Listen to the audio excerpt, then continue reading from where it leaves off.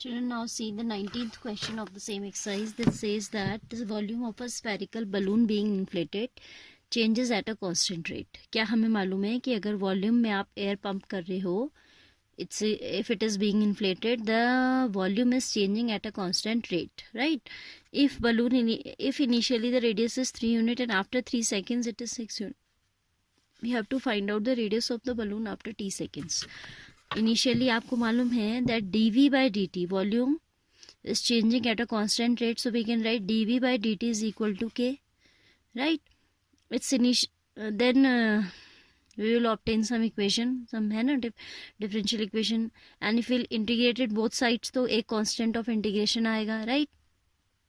तो वो constant निकालने के लिए we have provided that initially means when t is 0 r is 3 and when t is 3 r is 6. So we are having two conditions. Initial, that is for t equals to 0 some value of r is given, at t equals to 3 some value of r is given. With the help of these two we can find out the constant k as well as the constant of integration. Fine, इतना हमारा काम हो जाएगा. And then later on we have to find out radius of the balloon after t seconds. ठीक है, जो t के terms में ही आएगी of course. So let's see how to do the question. कहता है let volume is changing at a constant rate. So question number 19 this is.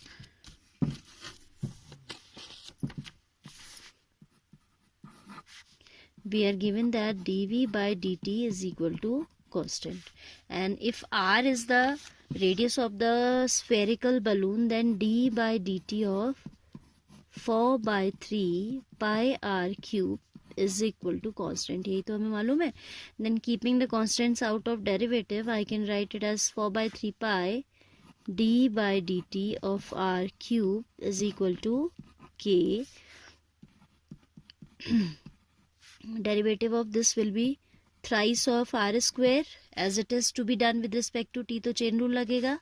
So we'll have dr by dt is equal to k. What we have done, differentiated r cube as 3r square, and then जब chain rule लगेगा तो ये हो जाएगा dr by dt. ठीक है, then this 3 will go by cancellation and we can write 4 pi r square dr is equal to k times dt by cross multiplication.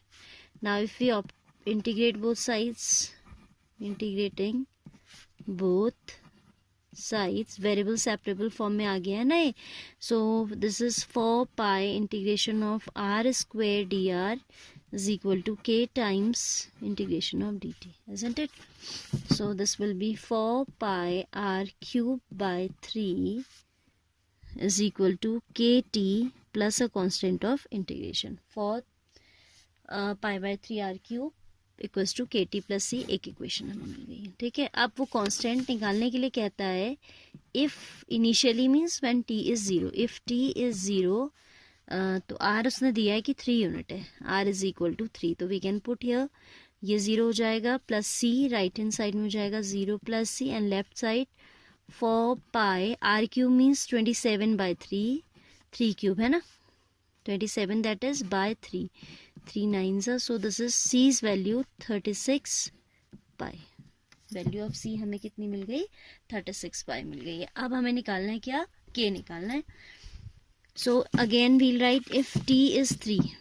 Now if t is 3, radius is 6 unit वो कह रहे हैं ना, तो क्या हो जाएगा 4 pi 6 cube is 216 by 3 is equal to K T, यानी कि k इंटू 3 प्लस c हम निकाल चुके हैं 36 pi. This is 3 7 3 2 288 4 2 4 7 pi minus 36 pi is equal to thrice of k, तो ये हो जाएगा 252 is equal to thrice of k.